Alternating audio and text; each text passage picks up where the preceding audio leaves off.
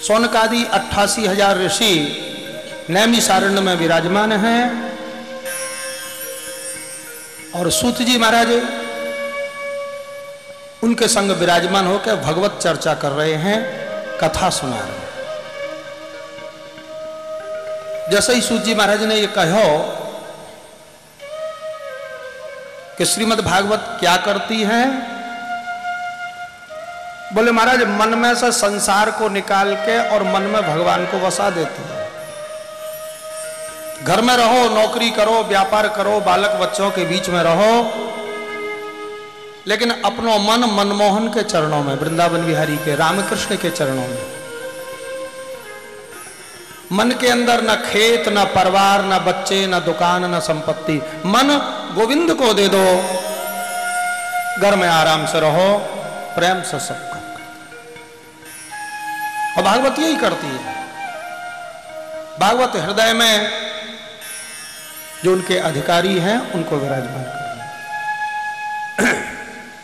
जैसे ही सूत जी महाराज के द्वारा शौनकादि ऋषियों ने ये सुनो है, बहुत उत्कंठित हो गए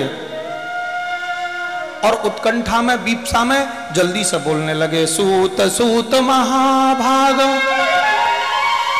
बदनो वदतांबर कथाम भागवती पुण्याम यदा हो भगवान छुका। दोबारा उच्चारण किया, सूत सूत महाभाग।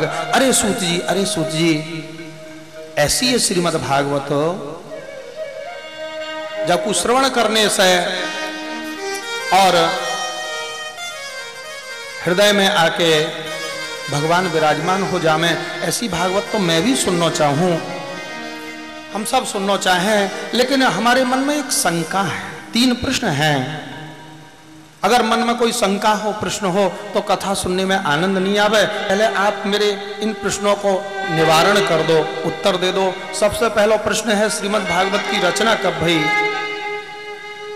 दूसरा प्रश्न है, सुखदेव जी महाराज तो ऐसे त्यागी थे, जन्म लेते ही और सब छोड़ छाड़ के चले गए थे।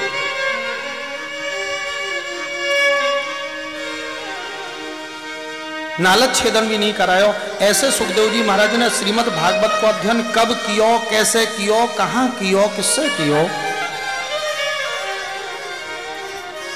और तीसरा प्रश्न है, संसार के लोग थोड़ी सी संपत्ति, थोड़ा सा परिवार छोड़ के नहीं जा पाए, और राजा परीक्षित के मन में ऐसा वैराग्य कैसे आ गयो कि इतने बड़े राज्यपाट को एक तिनका के समान छोड़ के चल गए। सम्राट कश्यवाहे तो पांडुनाम मानवर्धन। सूत जी बोले, हे शौनकादि ऋषियों, आप अपनो सबसे पहला प्रश्न सुनो कि श्रीमद् भागवत की रचना कब भई? द्वापरे समुनुप्राप्ते तृतीये युग पर्याय। जब द्वापर जाने वाला हो, कलयुग आने वाला हो, वह समय संधि काल में श्री व्यास जी महाराज को जन्म भयो। व्यास जी महाराज ने अपने जीवन को उद्देश्य बनायो कि पूरे जीवन में अच्छे अच्छे साहित्य की रचना करनी है। हर कोई व्यक्ति अपने जीवन को एक उद्देश्य बनावे। करना क्या है? नौकरी करना है, व्यापार करना है, खेती करना है, डॉक्टर बनना है, इंजीनियर बनना है, मास्टर जी बनना है, क्या बनना है? सब कोई अपने जीवन को एक उद्देश्य लेके चले कि जीवन में करना क्या है। व्यास जी ने अपने जीवन को उद्देश्य बनाया कि जीवन भर अच्छे अच्छे ग्रंथ लिखने हैं, सत साहित्य को सृजन करना है। अच्छे साहित्य के द्वारा समाज सुधरे है, गलत साहित्य के द्वारा समाज को पतन हो जाए। प्राचीन काल में अच्छे अच्छे ग्रंथ होते थे, सभी लोग उन ग्रंथों को अध्ययन करते थे, उनके अनुसार चलते थे, प्रसन्न रहते थे, स्वस्थ रहते थे, सुखी रहते थे। वर्तमान समय में या पहले तो अच्छे ग्रंथ हैं ही नहीं, बहुत कम हैं। असत साहित्य की तुलना में तो सत साहित्य बहुत कम है, और जो है भी तो कोई मंगानो नहीं चाहे। सब तरह की पत्रिका खरीदेंगे, कल्याण कोई नहीं खरीदेगा। और इसी तरह की कोई पत्रिकाएं होंगी, उन्हें कोई नहीं खरीदेगा। आउटलुक पढ़ेंगे, इंडिया टुडे, और जाने कितने, राधे राधे हरि बोल, नाम नहीं ले रहे हैं उन्हीं, सब लोग देखेंगे, कहेंगे हमारे ग्रंथों को ऐसे कह रहे हैं। अभी नहीं तो बाद में प्रसारण तो हो गई दिव्य पे और सनातन पे, तो आउटलुक और इंडिया टुडे वाले कहेंगे व्यास जी आप हमारी निंदा करते हैं। ठीक है, ज्ञान विज्ञान के संग संग सत साहित्य, जिसको पढ़ने से जीव को अच्छे मार्ग में चलने की अंदर से इच्छा हो।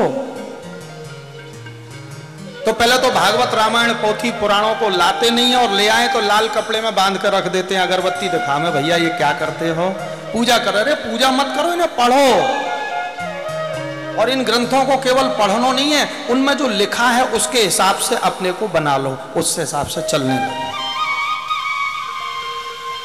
तो बस व्यास जी ने अपने जीवन को उद्देश्य बनाया, जीवन भर अच्छे अच्छे ग्रंथ लिखने हैं। एक और कारण हो क्या, बोले कलयुग आने वाला हो, व्यास जी ने विचार किया, सतयुग त्रेता द्वापर में श्रुति परंपरा होती थी, किताब नहीं होती थी, गुरुजी बोलते थे चेला को याद हो जाता था। स्मरण शक्ति एक ऐसी होती थी, एक बार सुनने से याद हो जाता था, जीवन में कभी भूलते नहीं थे। एक बार गुरुजी ने जो वेद सिखा दिया, याद हो गया, आज की तरह रट्टू नहीं करना पड़ता था, रटते रहो, एक बार सुनने से याद हो जाता था। ऐसी स्मरण शक्ति सतयुग त्रेता द्वापर में होती थी। कलयुग में बुद्धि कमजोर हो जाएगी, बार बार पढ़ेंगे, बार बार भूल जाएंगे, और इसलिए श्रुति परंपरा वाली परंपरा तो नष्ट हो जाएगी। गुरुजी वेद सिखाएंगे, बेटा भूल जाएगा, चेला भूल जाएगा, तो आगे फिर क्या होगा। इसलिए लिपि परंपरा को आविष्कार किया, ब्राह्मी लिपि में सबसे पहले, बाद में ब्राह्मी लिपि को संस्कृत देववाणी में परिवर्तित रूप आयो। पुराने ग्रंथ जो है तो वो संस्कृत, पर वो लिपि ऐसे लिखते थे कि आजकल के लोग हर कोई पढ़ नहीं सके, इसलिए उसको ब्राह्मी लिपि नाम दे दिया, उच्चारण संस्कृत ही था।